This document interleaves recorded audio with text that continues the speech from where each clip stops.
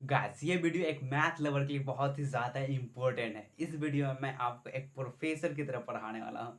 तो thanks for watching my new math interesting video में। तो चलो हम इसे शुरू करते हैं। तो आज हम लोग पढ़ने वाले हैं sine square plus cos square बराबर 1 होते हैं and cosec square minus cot square बराबर 1 and sec square minus tan square बराबर 1। तो इसके पीछे का एक ब्रीफ हिस्ट्री को जानने वाले हैं। तो ये जो टॉपिक है ये त्रिकोणमिति का टॉपिक है और हम सभी लोग जानते हैं कि त्रिकोणमिति में राइट एंगल ट्रायंगल यानी एक समकोण त्रिभुज के बारे में पढ़ते हैं। तो सबसे पहले एक समकोण त्रिभुज बनाते हैं। तो ये एक समकोण त्रिभुज है, इसका नाम ए बी एंड सी है। और यहाँ पर जो एंगल होते हैं ये 90 डिग्री के होते हैं और ये एंगल एंड ये एंगल, ये दोनों एंगल का सम भी 90 डिग्री के होते हैं और ये 90 डिग्री ये 90 डिग्री 180 डिग्री हो जाते हैं। और इसे जो बोलते हैं ए बी, इसे हम लोग बोलते हैं परपेंडिकुलर, यानी इसे शॉर्ट में पी बोलेंगे। और यानी लंब होते हैं ये। और जो मेरा बी और सी होते हैं इसे हम आधार बोलेंगे यानी बेस। और फाइनली जो मेरा ए और सी होते हैं वो होता है हमारा कर्नर्स। ये होते हैं हमारे कर्ण होते हैं, कर्नर्स नहीं, ये कर्ण होते हैं। इसे हाइपोटेनस के नाम से जानते हैं। कर्ण को हाइपोटेनस यानी इस शॉर्ट में हम एच बोलेंगे, स्मॉल एच। ओके। अब यहाँ पर हम एक समकोण त्रिभुज की बात चल रहा है तो यहाँ पर हम एक पाइथागोरीय त्रिक को जानते हैं क्योंकि ये ज़्यादा इंपॉर्टेंट होते हैं हमारे क्वेश्चन को सॉल्व करने में। तो चलो पहले उसे जानते हैं।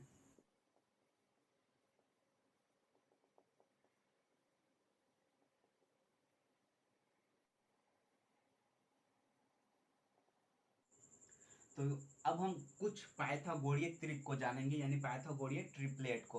तो इसमें जो मेरा एच होते हैं, पहले B comma P comma H, यहाँ पे हमें याद रखना है कि एच हमेशा बड़ा होगा। किससे बड़ा होगा? तो मेरा बी एंड पी, ये दोनों से हमेशा एच बड़ा होता है, ये बात हमें याद रखना है। और जो हमारे गणितज्ञ एंसेस्टर्स मैथमेटिशियन, उन्होंने एक पाइथागोरियन थ्योरम दिया था, वो था एच स्क्वायर बराबर बी स्क्वायर या पी स्क्वायर, पहले लिख दो B square and P square, यानी कर्ण का स्क्वायर और इसके बाकी जो दो भुजाएं हैं परपेंडिकुलर और बेस, ये दोनों को अगर आप ऐड कर दो तो ये दोनों इक्वल आते हैं। ऐसा हमारे एंसेस्टर्स मैथमेटिशियन ने बताए थे। और तो चलो यहाँ पे कुछ अब पाइथागोरीय त्रिक को लिखते हैं।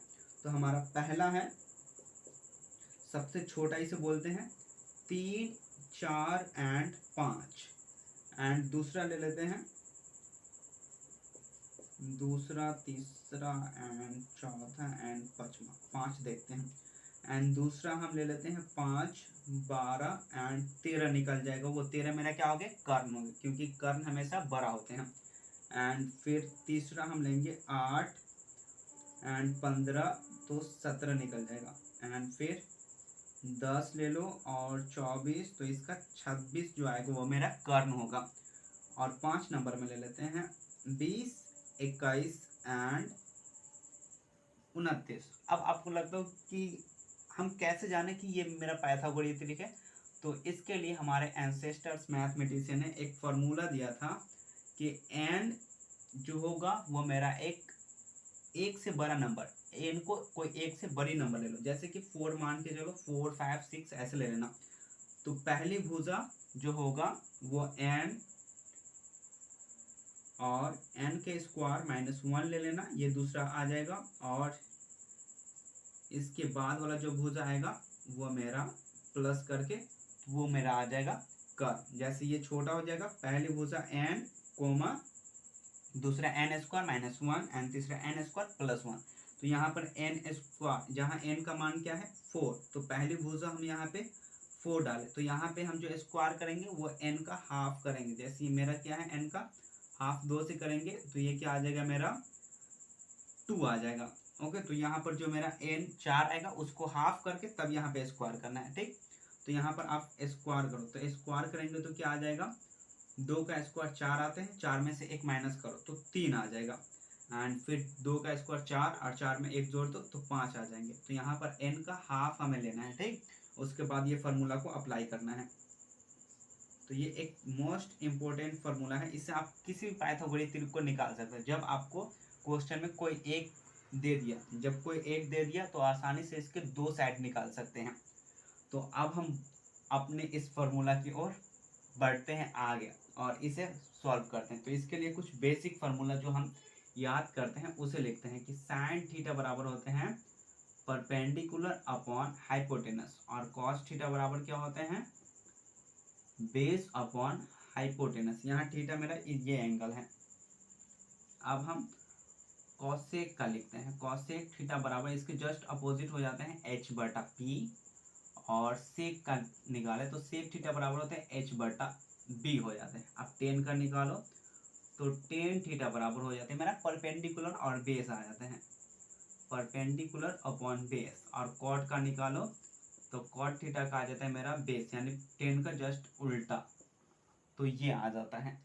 तो अब हमारे जो एंसेस्टर्स मैथमेटिशियन सब थे उन्होंने सोचा कि साइन स्क्वायर इसका बेस में, इसका जो बटा डिनोमिनेटर है हर में एच है, यहाँ भी एच है। अगर हम, और उन्होंने ये बात को ध्यान की कि जब बी और पी यानी जो बेस और परपेंडिकुलर ये दोनों का वर्ग का अगर हम जोड़ दे, स्क्वायर करके जोड़ दे, तो ये एच के इक्वल आ जाता था। तो उसी तरह यहाँ पे साइन स्क्वायर बराबर किए कि साइन के स्क्वायर को अगर स्क्वायर कर दे एंड कॉस स्क्वायर को जोड़ दे, तो यहाँ पे भी एच है, यहाँ पे भी एच है, तो यहाँ से एच कॉमन निकल जाएगा, तो यहाँ पे क्या बचा P square plus B square, तो वो एच स्क्वायर के इक्वल आ जाएगा, और एच से एच कैंसिल यानी वन आ जाएगा। तो फिर चलो पहले इसे डाल के देखते हैं। तो स्क्वायर करेंगे तो क्या आ जाएगा पी का स्क्वायर बटा एच का स्क्वायर प्लस बी का स्क्वायर बटा में एच का स्क्वायर। तो अब क्या आया मेरा, यहाँ से एच कॉमन निकाल लो, एच कॉमन, एच नहीं वन हाफ यानी एक बटा एच कॉमन निकालेंगे तो ऊपर बचा मेरा P square plus B square. तो P square plus B square किसके इक्वल होते हैं एच स्क्वायर के। तो जो मेरा फाइनली इधर आ गया one upon H square equal to ये होते हैं एच स्क्वायर के, ये एच स्क्वायर ये एच स्क्वायर कैंसिल हो गया, बचत मेरा क्या वन। तो जो हमारे गणितज्ञ लोग थे वो अचंभित हो गए, चौंक गए कि sign square plus cos square बराबर तो ये वन होते हैं। तो उसके बाद उन्होंने जो इसके साइड सब थे 3, 4 और 5 वो डाल के चेक करने लगे कि क्या ये सच में सही होते हैं। तो चलो अब हम भी डाल के चेक करते हैं। तो पहला साइड क्या है 3, 3 को मान लो बेस, इसे परपेंडिकुलर और इसे हाइपोटेनस। तो यहाँ पर परपेंडिकुलर क्या है मेरा साइन का, इसे परपेंडिकुलर 4 है यानी 4/5 प्लस बेस क्या है कॉस के लिए बेस अपॉन हाइपोटेनस यानी 3/5। अब इसका एलसीएम लो, तो उसी तरह यहाँ 5 को भी कॉमन ले सकते हो 1/5। तो यहाँ बचा मेरा 4 + 3, और यहाँ पर स्क्वायर करना, ये सबका स्क्वायर हो जाएगा, तो यहाँ भी स्क्वायर, यहाँ भी स्क्वायर, यहाँ भी स्क्वायर। तो यहाँ पे 1/5 का स्क्वायर 25, 4 का स्क्वायर 16 और 3 का स्क्वायर 9, यानी ये भी आ गया 25। तो 25 25 कैंसिल, तो ये 1 आ गया फाइनली। तो उस समय से अब ये फार्मूला को हम लोग याद करने लगे कि जब भी साइन स्क्वायर और कॉस स्क्वायर को स्क्वायर करके ऐड कर दो तो उसका आंसर हमेशा 1 ही आएगा। बस हमें जो साइड है वो पाइथागोरियन का ही लेना है, परपेंडिकुलर है ये सब, तो उसका रिजल्ट हमेशा 1 ही आएगा। एंड कुछ समय बाद फिर उन्होंने सोचा कि यहाँ पे क्या होते हैं परपेंडिकुलर है, एंड और देखिए कि कॉट का भी परपेंडिकुलर है बेस यानी बटा में, तो उसी तरह ये दोनों का भी स्क्वायर करके जोड़ने लगे। तब देखो अब क्या होते हैं, तो कोसेक का स्क्वायर माइनस और घटा दिया था, ठीक, क्योंकि यहाँ पे प्लस में आ रहा था कि P square plus B square, तब वो तो एच स्क्वायर होते हैं, मगर यहाँ तो प्लस में नहीं आएगा क्योंकि एच स्क्वायर का मान, जैसे यहाँ पे अगर हम पी का मान निकालेंगे तो ये क्या आ जाएगा, पी का मान निकालो यहाँ से पी स्क्वायर का, तो ये H square minus B square आ जाएगा। अब बी स्क्वायर का मान निकालो तो ये आ जाएगा H square minus P square, इस तरह से आ जाएगा। तो यहाँ पर कोसेक का स्क्वायर माइनस कॉट का स्क्वायर,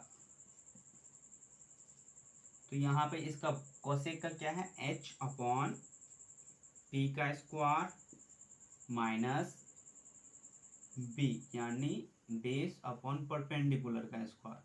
फिर से सेम हम यहाँ करेंगे, तो यहाँ से अगर हम 1/p² कॉमन निकालेंगे तो h² minus B square.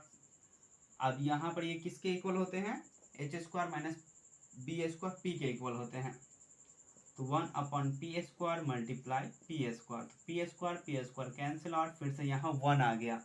And फिर से इसमें कोई सा भी नंबर इसका डाल के देखो, जैसे इसका साइड 3 4 5 डालो या फिर 5 और 12 और 13 डालो, तो फिर उसका भी सेम ही आंसर आएगा कि घटाने के बाद भी ये 0 होते हैं। तो cosec square theta minus cot square theta बराबर हम लोग 1 याद करने लगे कि अगर हम घटा देंगे ये दोनों को तो इसका रिजल्ट भी हमेशा 1 ही आएगा। और उसी तरह सेम इसके साथ भी हुआ, क्योंकि यहाँ पे भी बेस है, यहाँ पे भी बेस है। तो सेक स्क्वायर में sec square theta minus tan square theta, ये दोनों को घटा दो। तो चलो डालते हैं h बटा में b का स्क्वायर माइनस p बटा में b का स्क्वायर। तो यहाँ से क्या b कॉमन है, तो 1/b² कॉमन लो, तो h² माइनस p² आ गया। तो ये किसके इक्वल होते हैं, b² के इक्वल। तो 1/b² मल्टीप्लाई b² से b² कैंसिल, यानी जो इसका रिजल्ट भी फाइनली 1 ही आ गया। तो इस तरह से हम लोग इस फॉर्मूला को प्रूव करके याद करने लगे। तो ये था इसके पीछे का एक छोटा सा इतिहास, जो मैं बस यूं ही एक इसे सॉल्व करके आपको बताएं। उम्मीद करता हूँ कि ये वीडियो आपके लिए मोस्ट इम्पोर्टेंट रहा होगा। तो इस तरह के मैथ सीखने के लिए मेरे चैनल को सब्सक्राइब कर लो।